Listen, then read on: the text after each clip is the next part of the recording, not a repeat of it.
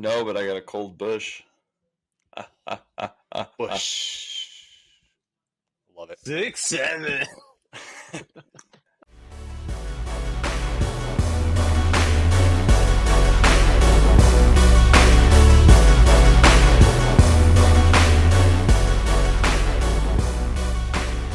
What is up, everybody? Welcome to the Wash Nuggets Winners Lounge. That's right, your Nuggets swept in Week 3. The Wash Nuggets Winners Lounge is brought to you by the Wash Nuggets Podcast, the show where a couple cousins talk hoops, the NBA, and keep you updated on everything you need to know about your red-hot Denver Nuggets. I'm your host, Pat Kennedy. The show is being recorded on Thursday, November 13th. I'm out in North Carolina. I'm also joined by a wonderful panel of co-hosts. I got Evan Kennedy in Seattle. Dog, how you doing? What up, Pat? Doing great. Good. I'm also joined by Kennedy Phillips, K-Bear out in St. Louis. How you doing, Bear? What's going on, guys? Good to see everybody. I'm doing well. It's almost Friday, so I'm doing good. Almost Friday. Love that vibe. Also joined, not last but not least, holding down the fort for us, the only Wash Nugget in Denver, Colorado, Matthew Hinnon. Matty Ice, how you doing tonight? Doing pretty good. Excited for the pod. We got a great one for you, and go Nugs.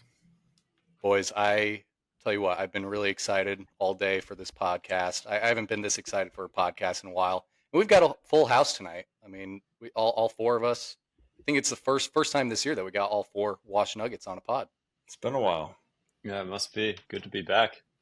Great to be back. Yeah, so we've been running some 2-mans and some 3-man weaves, but yeah, I don't know what you call it. Is it just a foursome? Full court press. A little bit. Full house. I like that. Full squad. But your Nuggets are 9-2 on a 6-game heater right now. We'll be recapping Week 3 of the Nuggets season. Last episode, Matty Ice and I, we had a 2-man game. We sent our predictions for the week. We said 3-1.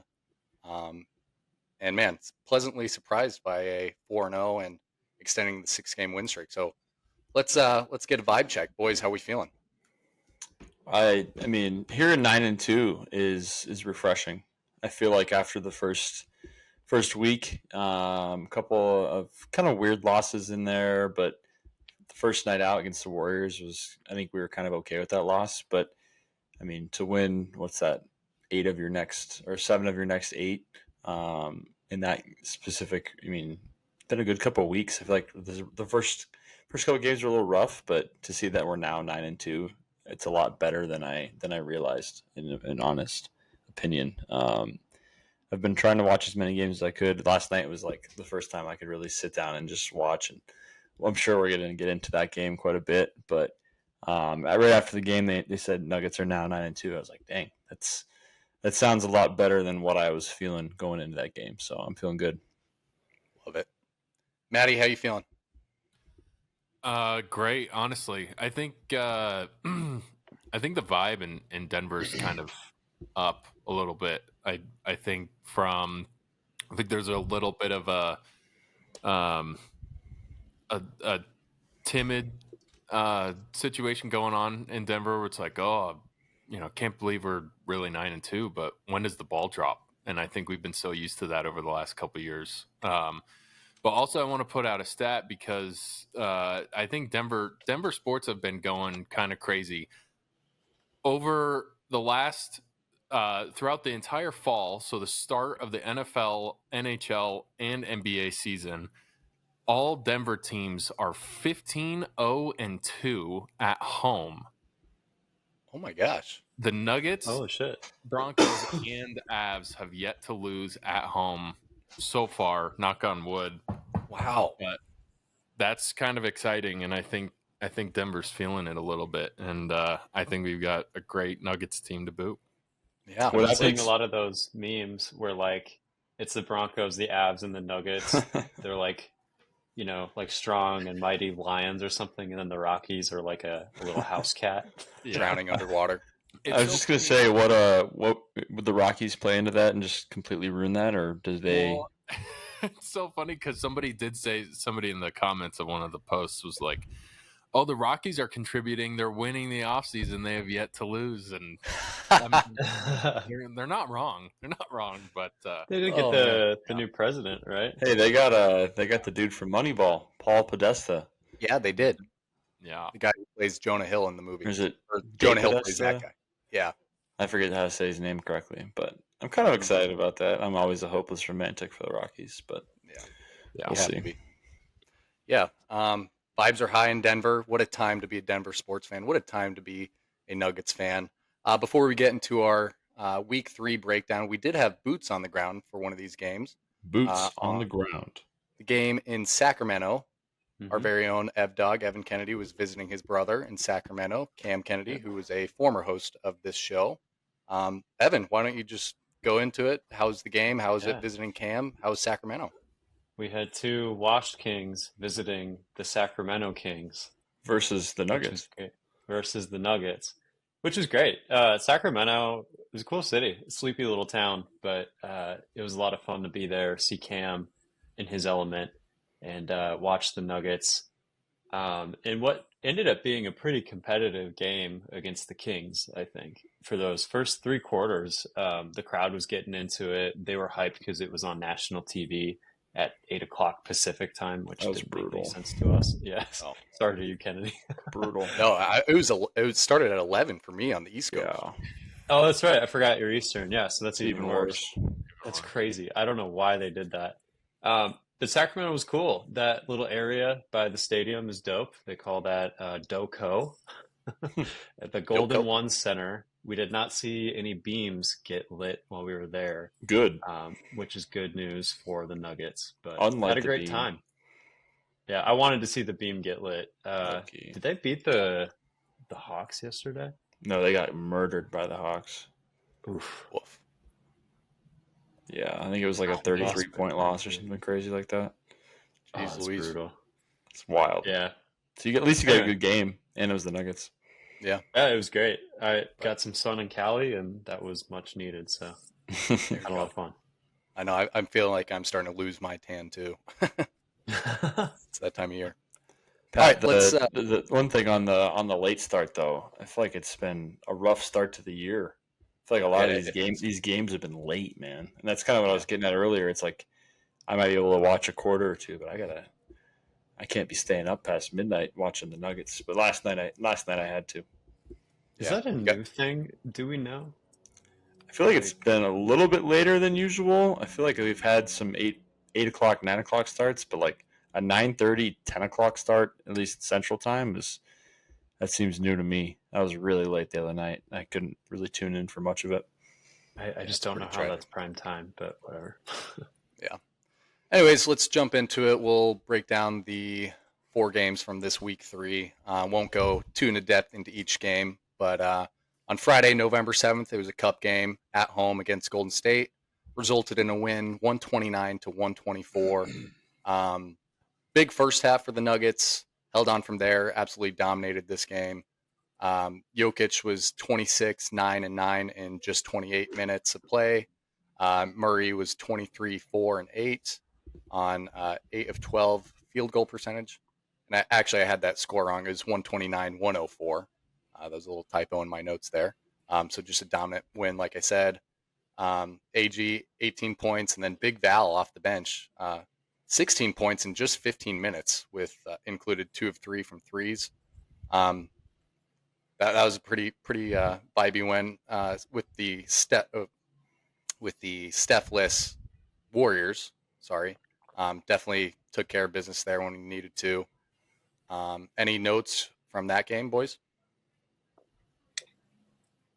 I feel like seeing them. I mean, obviously there's no Steph in that game, which it makes the dynamic a little bit different. But I still feel like Golden State's got some depth within them. I know Jimmy Butler's he's just kind of always a little bit of a pain in your side watching him and kind of going up against him. But obviously Steph is a huge piece for that. But again, I feel like this is something when we a couple weeks ago when we talked about the Nuggets playing the Timberwolves, like no Anthony Edwards that night, no Steph this night. Like that could easily be something that throws off a team, or has them taking it a little bit easier going into the game. And I feel like we've also not looked great in all these NBA Cup games in recent memory. So I feel like we really came out ablazing. And it's funny looking at, again, with Jokic just going crazy lately, but he didn't get the triple double. He didn't get a double double, and you're kind of mad about him because he's not going as crazy. But then you're like, okay, 26, 9 and 9 is actually a damn good night. And he didn't even play 30 minutes. So I think seeing that and seeing him being dominant, I think it was good to see them come out and beat a team that they should beat. Yeah. A somber single, as one might call it.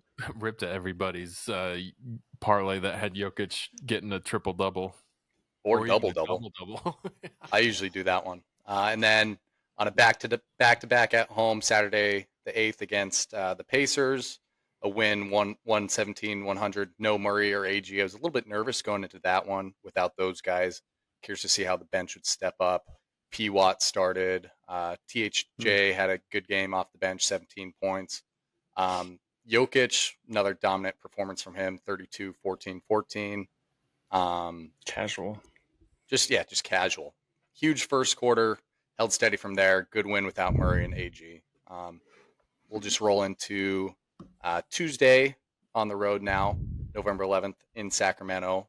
Evan was there visiting Cam. I had boots on ground, as we said.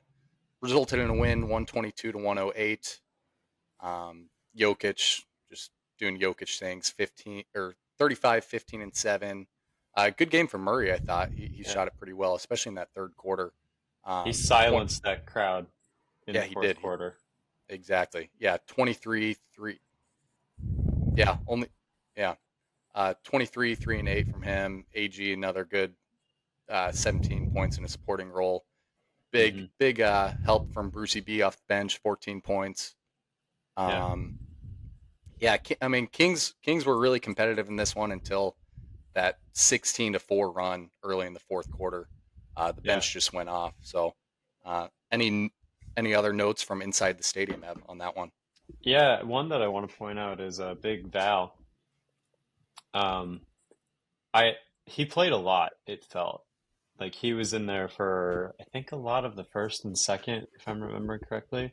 Like Jokic, it felt like he wasn't in the game as much as you'd expect. And I think that kind of, for me, was a good sign, actually, that they were putting some trust in a backup center for a little while to give Jokic some rest. And then Jokic, I mean, even with limited time, still had crazy stats. So he'll keep doing his thing, but he's clearly a little more energetic these days. And Val, I think, has been kind of on and off, but I was happy to see that the coaching staff was trusting him a little bit to figure his stuff out. And he wasn't doing super hot, but I think we're seeing a lot more faith in the bench unit, which is cool. So that was really cool to see in action because everybody just looks slick, man.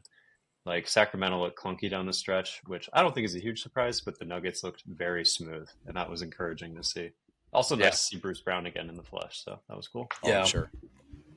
Yeah, so that was cool. Great second half, like you said, from Val in that game.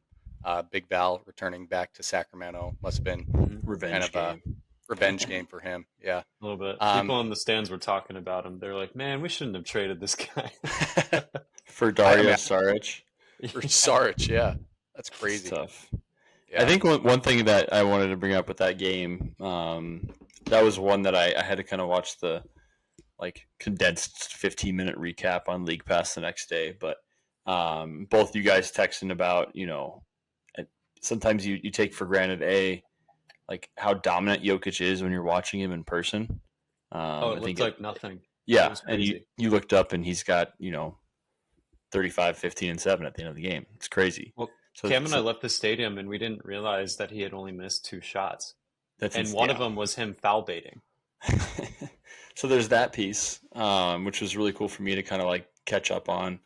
And then also seeing one kind of a random highlight, but seeing Bruce Brown hitting a couple threes down the stretch in the fourth quarter, it just kind of brought back some of those 2023 vibes where Bruce is on the wing and he gets it kicked out to him and he's just got confidence, and he's out there like trash talking the Sacramento fans. Right after like the final whistle, he's turning and looking at the crowd and like pointing dudes out, and it's refreshing to have him back and bringing that energy. Yeah, it's fun seeing him and THJ just playing fresh and loose veteran ball off the bench. It's really cool. Maybe we call them fresh and loose. Yeah, I like that. One's fresh, one's loose. Fresh and loose. Let's do it. I like that term. Just coined a new term for THJ and Brucey B. There you go. All right, and then went into back-to-back on Wednesday, or yesterday for us recording this pod tonight. Again in LA against the Clippers, resulted in a win, 130 to 116.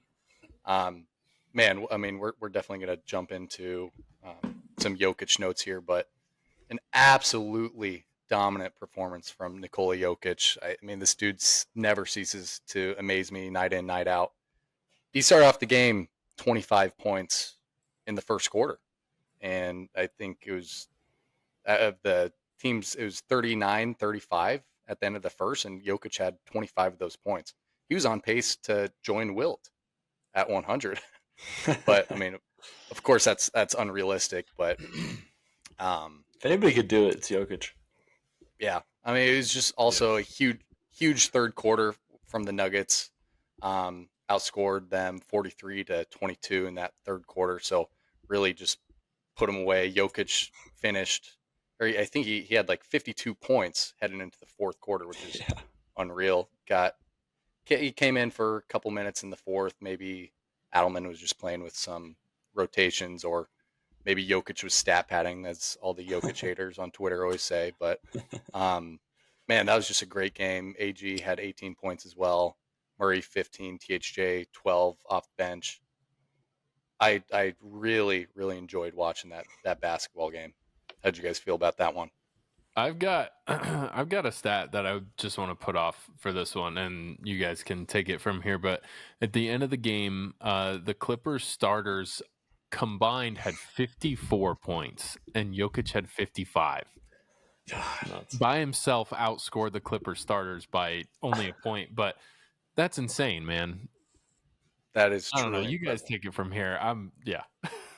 Well, I mean, what's crazy too, he was 18 of 23 from the field, and he started off the game with 2 misses. Yeah. So he was 0 for 2 to start, and from there went 18 of 21 in absolute dominant fashion. 5 of 6 from 3-point. I mean, every time he shot the ball, you knew it was going in. And if his 3 ball last night, like, I don't know if I ever felt so confident watching him shoot the 3. Right.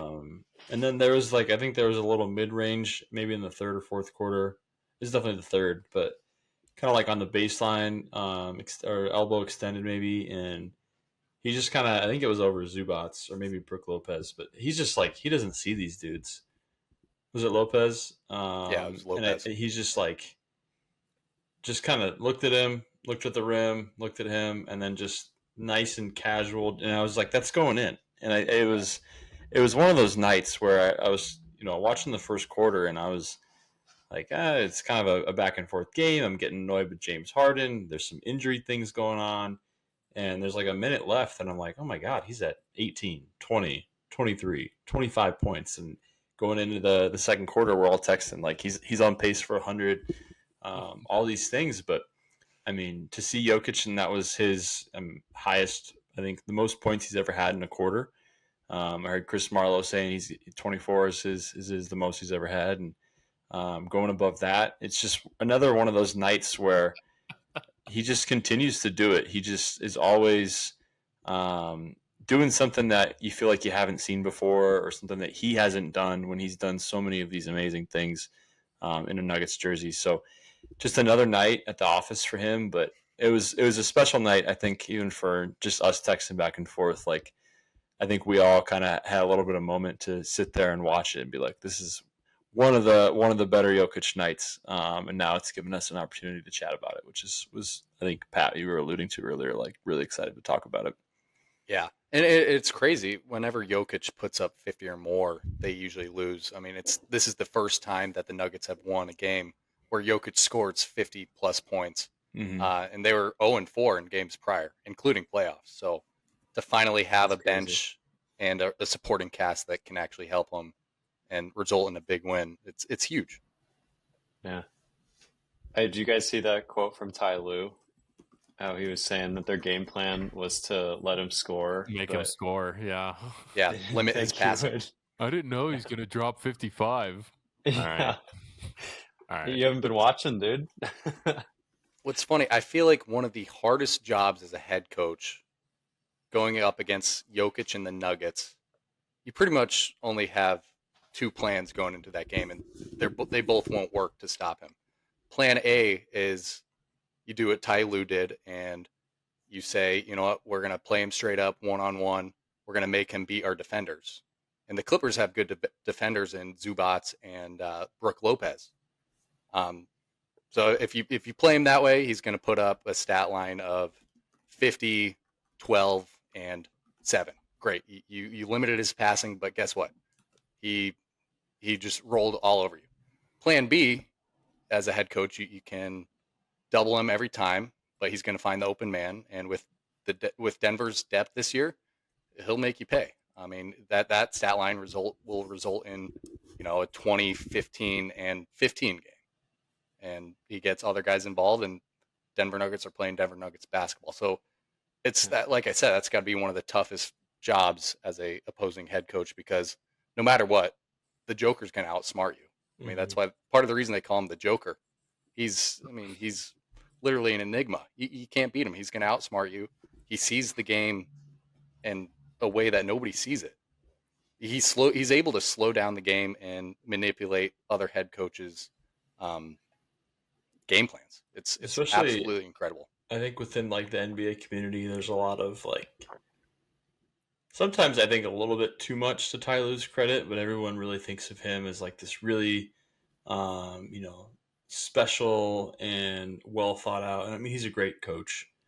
Um, but Jokic does it against the best players, the best coaches. We've seen a lot of defenses thrown at him. We've seen a lot of adjustments try to be made. We've seen the Jokic rules in play.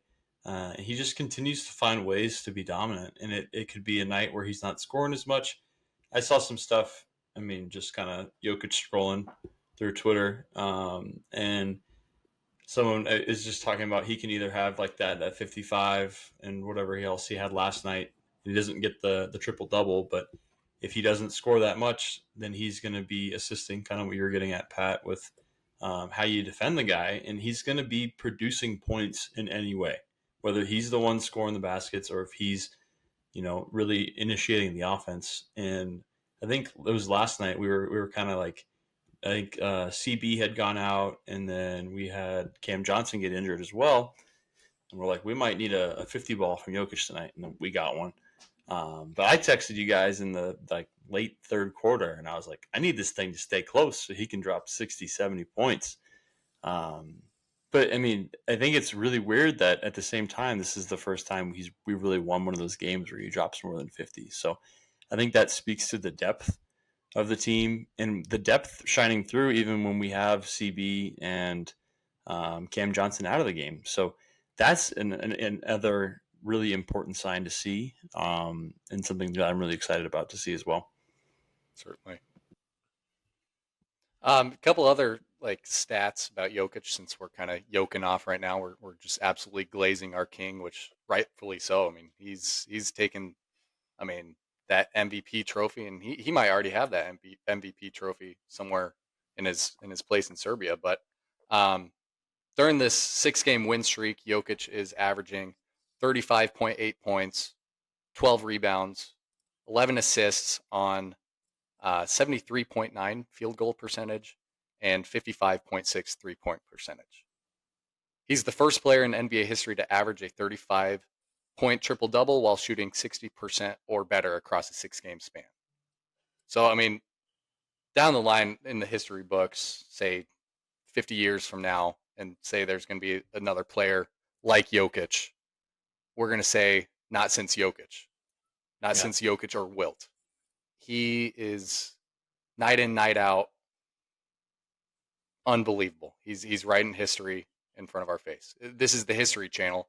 as Mike Malone put it last year. Yeah, I do miss some of those Malone sayings. Maloneisms, yeah. the Yeah. Maloneisms. Adelman Maddie? doesn't quite do that. Maddie, what you got? Sorry. I wanted to kind of tack on to what Pat had said earlier and a little bit from you as well, Ken. I've been seeing a lot of interviews with other players, coaches, the most recent being Ty Lue's, to talk about Jokic and how do you stop him is the question that everybody gets. There's one that I heard from Steve Kerr, and this was a little while ago, but he said we're in the modern era right now, and Steve Kerr's like, I don't want to, get all caught up in eras, but he's the best player I've ever seen play the game.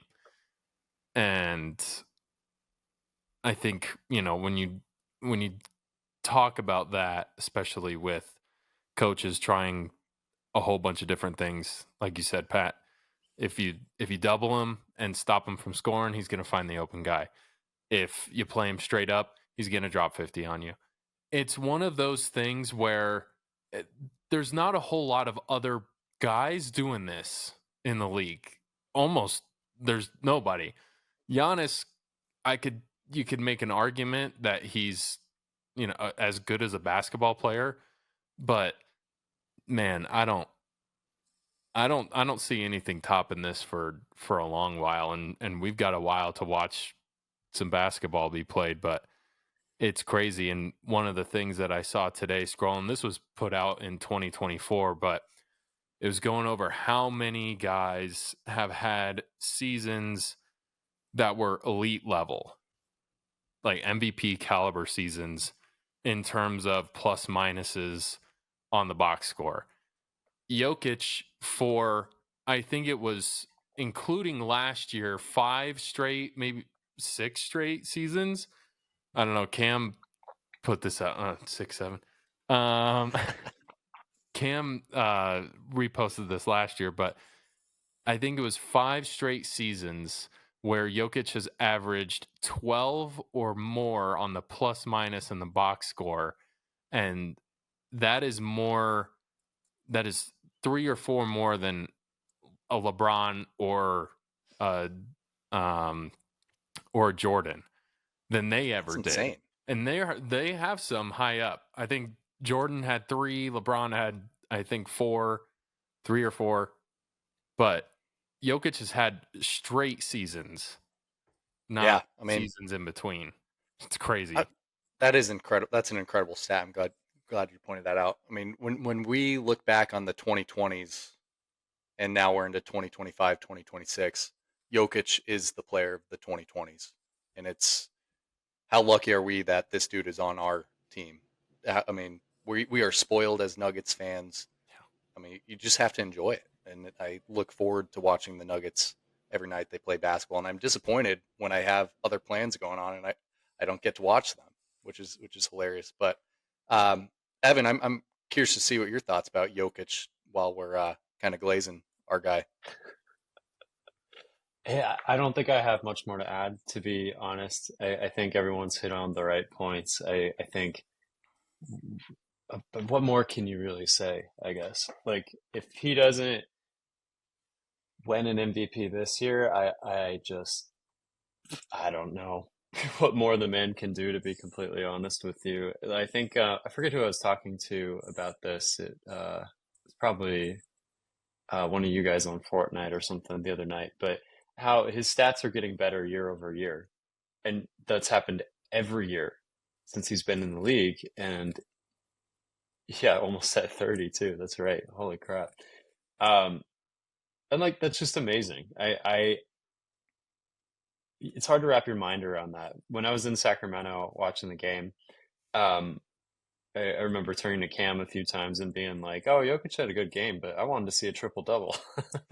Like, you just expect it from him, and you're kind of like, shoot, he only got 35 points or whatever it was in Sacramento. It's so spoiled, man. Yeah, we are. We are. Yeah, 35. Holy crap. So spoiled. It's ridiculous. So, I think it's funny the point you bring up with that, Evan, is like people. I mean, he's his for betting. I'm not really a betting man, but like I am. his Pat, like what are his Uh, uh, lines? What are his lines for a dribble double on a nightly basis? oh, like his Like the the odds odds for a are triple he's getting a triple double. I'll tell against a you, bad. It's usually like around minus 140, and then like against a good team like minus 105. So like it's not even plus odds at this No, point, which is I'll, crazy. He's I'll tell expected to you, get a triple double. I'll tell you, his double doubles are hover around anywhere from -7 to -1100, Yeah, depending on the night. exactly. His double doubles. I mean, and you put that in perspective for whatever you want, right? Like you got guys in the league that can score and rebound. Obviously, centers can do that. Giannis is doing that. You got guys that can, sling the ball around and pass and then score as well. But you rarely ever have guys that'll do all three. And to have that as, like Pat said, with the betting odds being as low as they are, and they're not even plus odds. That's crazy. and then to hear It's people like and see people upset, like I can't believe Jokic didn't get a triple double. I lost my mortgage on it or whatever. And it's like it's an expectation now. I mean, he averaged one last year, and he's averaging one again at a higher clip. And I think the piece for me, the piece for me exactly, Matt, that I was hoping to get to, and I was trying to get to earlier. No, I forgot about it. Not you. The efficiency is insane, and this is the piece that goes back to last year for me with the argument of MVP. I feel like you can always make the efficiency argument for Yoke, especially against like SGA, and you see some of these games where SGA's shooting is it tour dates? You see like people say that they're tour dates because of the numbers that he puts up. And right. but if I could, can I share my screen? I'm going to show you guys something. Does that work? Yeah, you here? should be able to. Yeah. Okay. So this is something that I just put up this morning when I got into class. So when kids would walk in, can you guys see it? Yeah, I can see it. So I just had this on my board today, and it was just his stats throughout the year, specifically the last like six games from November, and I just kind of had these like highlighted and in a box. And the more I was looking at it, I was looking at it's like 78, 84, 71, 80. Like these are insane.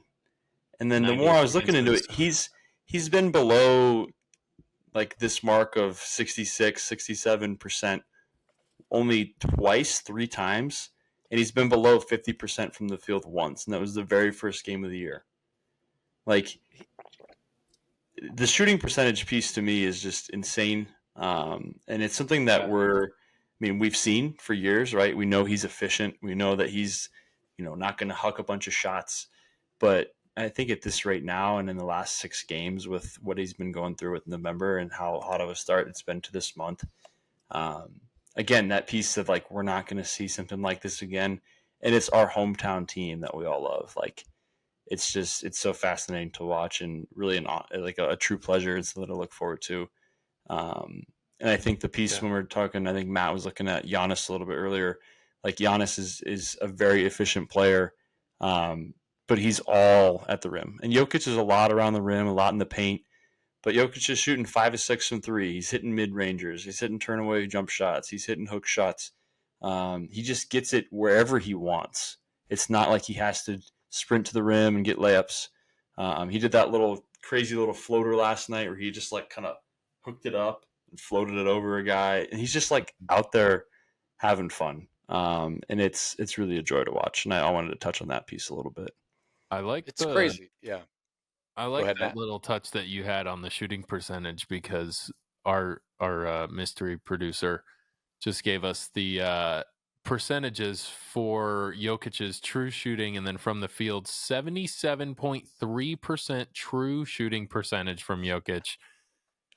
That's the whole season from start till right now until November 13th. 68.4% from the field. And I found something I found something on Twitter that it's a meme of James, or it's a meme of Kevin Durant looking over to the camera and being like, "What?" And it says 73%. And over the last 5 games, if you want to talk about efficiency, 32 points per game, 12 rebounds, 12 assists, 2 steals, 72.7% field goal shooting, 47.6% three-point shooting, plus 14.4 average on averaging 33.1 minutes a game. And I think people are starting to like, this is all over Twitter, and people are like, WTF, man, like what the heck are we watching?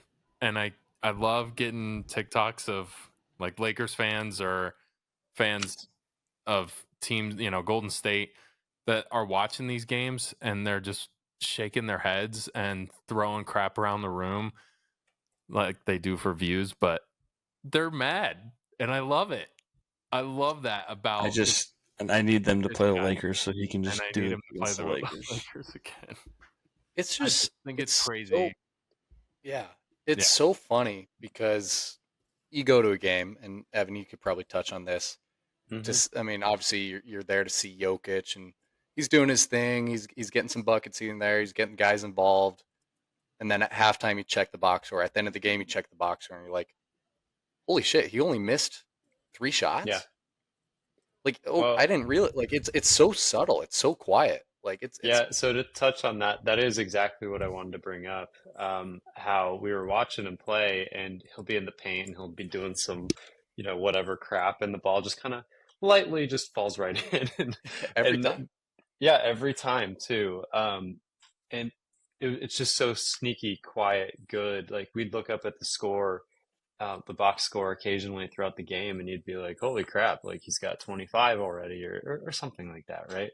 And then we checked afterwards, and we were like, "I had no idea he was playing that efficient tonight. That's insane." It's not at all flashy. It's just quiet, which is very much his style, right? Like he's not flopping all that much. I think opposing fans would disagree, but he's quietly putting up huge numbers. And then there's just this feeling, because I've seen him play like in Portland and in Sacramento now, and fans at those stadiums are just like what do you do? Like he'll do They give something up. crazy, and and they're like, I can't even say anything mean. That's just good. Yeah. I mean, it's great. Like if we have any casual NBA fan listeners, or if you're just an NBA fan in general and your team's not the Nuggets, do whatever you can to see the Nuggets in your hometown nearest you. You'll get a chance to see Jokic play, and chances are he's going to have a legendary night. He might have a historic Yeah. night. Seems like he does that night in, night out. And someday down the line, you'll be able to tell your kids, "Oh, I got to see Jokic play once." Like it's and he did this. It's cool. My dream, or one of my main goals is to always every year try to get a couple guys in my classes to tune into a Nuggets game here or there. And my pipe dream is to create some Jokic truthers out in St. Louis. I don't know if I've done a good enough job of it, but I'm also like seriously, but like you guys got to watch this guy. Like you're gonna look back at this and you'll be like, Mr. Phillips was right. Like this is one of the best basketball players that's ever lived. Agreed. And I didn't watch him because I didn't care about it. Blah blah blah blah blah. But like, go watch a game. Go watch a couple games in a row when they're national television, or just look at the YouTube highlights from a game and just see how dominant this guy is. I think preseason. Shout out DNVR. I know we listen to a lot of their stuff, but Adam Mares kind of said the piece of what's his next thing going to be this year, or what's he going to be? How's he going to be more dominant? And he kind of brought up the piece like I think this is kind of his Shaquille O'Neal year, where he's just like dominant in the paint and like he just cannot stop him. And he's been that way, but he's also tenfold of what Shaq was in terms of all other aspects, minus like some of the actual physicality on defense. But like he finds ways to impact the floor on the defensive end, and he's probably playing at like 50% of his defensive capacity because it's regular season. He's getting some blocks. He gets these sneaky little steals here and there. Like, he just impacts the game so consistently when he's on the floor. Whether he's bringing the ball up the court, whether he's playing in the gaps on defense, he communicates like crazy. I love when they like cut to, maybe it's after a dead ball and they're kind of showing the guys shuffling around. Jokic is pointing where to go and telling guys what's coming. He's just a mastermind. And I really hope that more and more people wake up to it before it's too late. And I'm really glad that we're on the right side of it right now, and we get to sit down here every Thursday and chat about it. It's pretty cool, and continually just trying to push people onto it. Like, you gotta get on the train now before it's too late. These are the good old days. Enjoy that. Enjoy this. Appreciate this. I mean, we say that every year. And Yeah, then we he just I gets don't know It is when weird. when is Jokic going to plateau? Like, every year he's getting better. I will say I think it's interesting that we bring that up because some of those athletes that just they keep climbing. They won't plateau. Maybe maybe the grade will get a little less steep, but it's one of those things that like we saw Peyton Manning do right after his stint with the Colts, came to Denver. Manning didn't throw the ball very hard.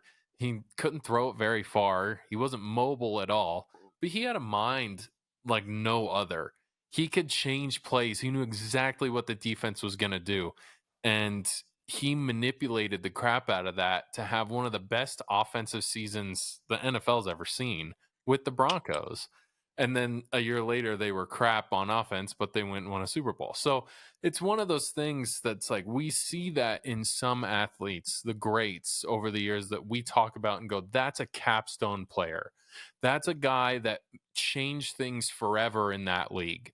There are players that we're going to see that are modeled off of that guy. And I think we're seeing that with Yoke. I think in the next couple of years, we are going to see Jokic type players getting into the league. I think Charles Barkley said this. I can't remember how long ago, but he said, look, when you're watching young guys come into the league, look at how much they play like Jokic. Look at how much they make those passes. Look at how much they look into those lanes. Look at how much they master that sky hook that he's got, or just that mastermind of where's the defense going to be.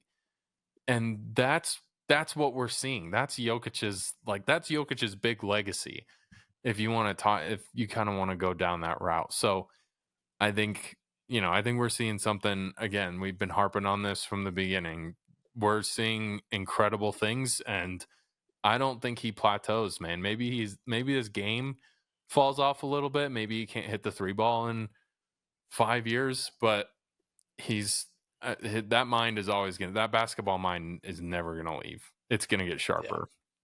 It's incredible. Yeah, let's look at some of his season averages so far in the 2025-2026 season as of November 13th.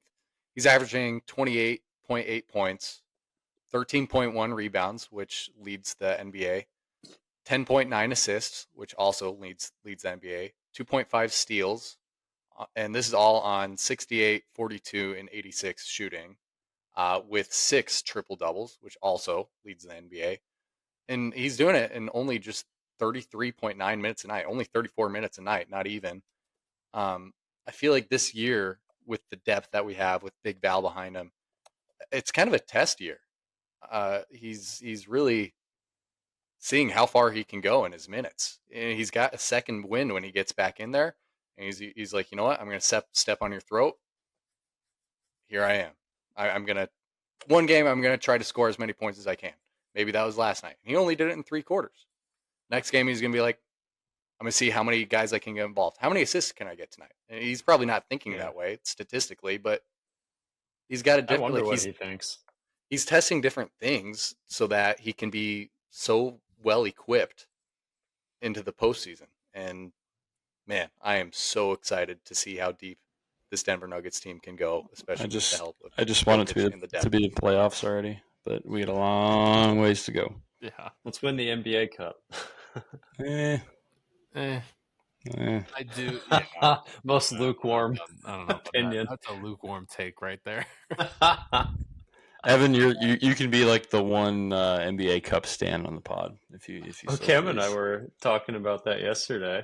We were Really, kind of like, it might be good bragging rights, like Giannis has one, LeBron has one. does that make Why not Jokic Jokic? like a top 5 player if he wins an NBA Cup but not a Finals again? Yoke probably would not. I He wouldn't take that probably bargain. no, and he He probably wouldn't touch that know. trophy. No, and he wouldn't even No, he know. probably wouldn't. He probably wouldn't know they won the cup. To be completely Yeah. honest with you, Probably doesn't even notice he that the probably floors doesn't are even all care. wild. Why is the I don't floor know. red? Why is the floor Pink radioactive green? radio? Oh, that one's a bad one. Maybe a handful of years down the road, like when you look at players' accolades, you can maybe look at the cup. And I don't know, maybe the Nuggets have a chance at the cup this year, which would be great. Yeah, win that $500K for Hunter Tyson. He needs it. That big bonus. I need it. It's funny. It's like talk about guys that aren't doing much for the Nuggets. I had a dream the other night that I was getting trash minutes for the Nuggets. Me and former host Cam were on the court, and I got like 4 points, missed a wide open layup, but I got the rebound and put it back. But yeah, it was just really fun, and I felt like I was in the role of like a Hunter Tyson, like one of those deep guys that's been with the team for a couple of years and just here for the vibes. We might need a PK's Dreams segment in the future. I dream hard, and We got I've some talked crazy about this on the pod. And when I lucid dream, I get to a basketball court and I see how high I can jump. That's sick. It's I wanna fly. Can you take me? Oh man, cold open. All right, should we move into? I mean, we've been yoking off for quite a while. I don't mind yoking off. I could do it all day. Are we finished yet? Yeah, let's close it out. Let's look at the upcoming schedule, and then upcoming week 4. I didn't mean to cut you off, Bear. No, you're good. I was just making sure that we're hitting it all. Shout out. I'm down to keep yoking, but we could yoke off until tomorrow. Yeah. We could. It's almost tomorrow for you right now. Yeah, here in 12 minutes. There you go. Oh. Shout out Tim Hardaway Jr., AG, and Bruce Brown. 40 plus from deep. Actually, AG's 45, and Tim Hardaway's 45.9 on from threes. Yeah, I'm glad you brought that up. There's a lot of guys and a lot of different things we could have talked about, but we can't not talk about Jokic. And one other accolade we forgot to mention: he was Western Conference Player of the Week this past week. So true, it's another accolade. Yes, suck it, Shay. Yeah. Anyways, looking ahead at this next week, it seems like we pod every Thursday. So if you're a listener, avid listener of us, like expect a show by late Thursday night or Friday morning. So let's look at this upcoming week 4. I can't believe it's already been 3 weeks of potting. Week 4 on Saturday, Nuggets will be in Minnesota. And then Monday at home versus the Bulls. And then Wednesday in New Orleans. So let's 3-game slate. Let's predict. Okay, let's see where we're at. Matt and I were off with our prediction last week in a good way. So let's think this through. I'm thinking Minnesota's going to be tough. I feel like it's hard for me to make that call right now because I don't know the status of CB. That's another thing we haven't really talked about. Christian Brown went out with an injury last night, and Cam Johnson has like a strained right arm, which I don't know. But I was worried about it last night, and I think sometimes too when a starting player gets injured, it kind of throws off rotations or coaching strategies from the other team's perspective. But like Spencer Jones comes in, and I mean he's just a maniac. But he kind of filled that starter role at least in the third quarter when they really went on that huge run. And Bruce Brown steps in, Tim Hardaway steps in, Peyton Watson steps in. So I'm interested to see who's healthy. I want to be uber confident and say that we go win that game against Minnesota, just with how Jokic has been playing. But I'm also a little worried about the stress that they're going to be putting on Jamal. Jamal did not play great last night, and I feel like the Timberwolves really wear him down when they got McDaniels and Ant on him. Um, so we'll see. I don't want to be Debbie Downer, but I think the game in Minnesota is going to be tough. I think the Bulls are a sneaky tough team as well, but I think that's a game we should win. And then the Pelicans is a game we should win as well. I'm gonna guess 2-1. I hope I'm wrong, and I hope that in a week we're talking about a 9-game win streak, and we're 12-2. But that's kind of my prediction for the week. What do you guys got? I would agree with you. I same exact thing. I think that matchup in Minnesota, obviously the first time we match up against Minnesota this year, there was no Ant, and I think Ant's one of those guys that looks forward to tough competition. He always likes playing against the Nuggets, and in Minnesota, he's gonna want to make a statement. So I don't know. I could see us dropping that game. So I'm right there with you, Bear. I'd say Is that our second game against Minnesota in Minnesota? Yes, yeah. The first one was in Minnesota. That was our third game. I guess we it's won kind that of one. nice that the future games against them will be home, at least a couple Yeah. of them. Mm-hmm. All right, Matt, your thoughts, your predictions. Yeah, I think I'm gonna go 3-0 here. I think I'm gonna go 3-0 because here's my thought process against Minnesota. I think the Nuggets will take care of the Bulls. I think they'll take care of the Pistons, or sorry, the Pelicans. Minnesota's one of the. All right, guys. Minnesota's one of those teams that they love to play the Nuggets, but I think Jokic and this new Nuggets team is gonna love to want to play them more. And I think guys like Bruce Brown. take. I think guys like Bruce Brown, who are incredibly fired up to be back in Denver. I think Tim Hardaway Jr. has that kind of umph as well. I think AG and Yoke and Jamal are gonna want a little bit of revenge. They've been, for lack of a better term, they've been getting clapped by the Timberwolves for a while. You heard it here first.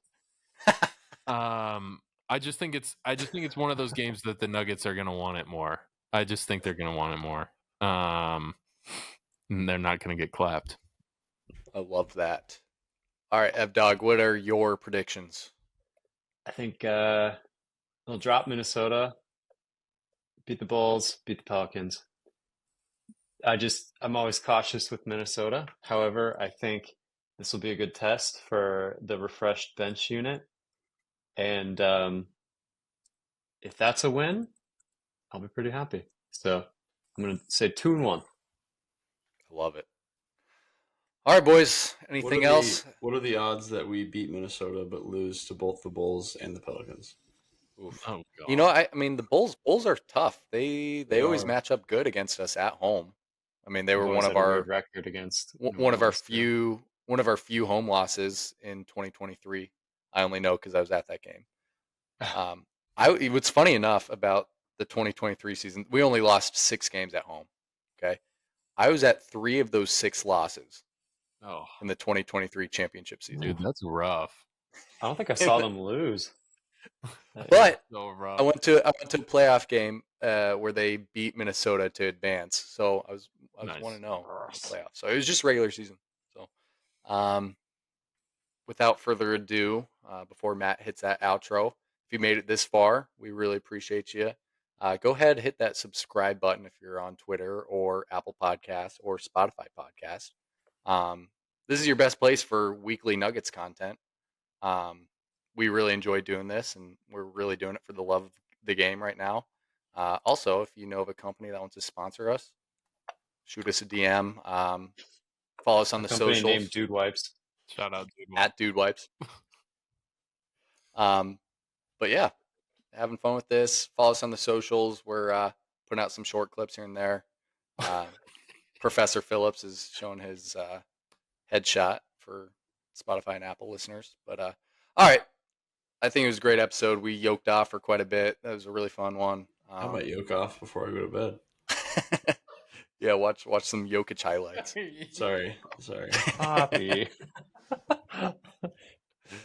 Anywho, on that note, Matty Ice, We hit might that cut that. outro. Peace out. Go Nuggets.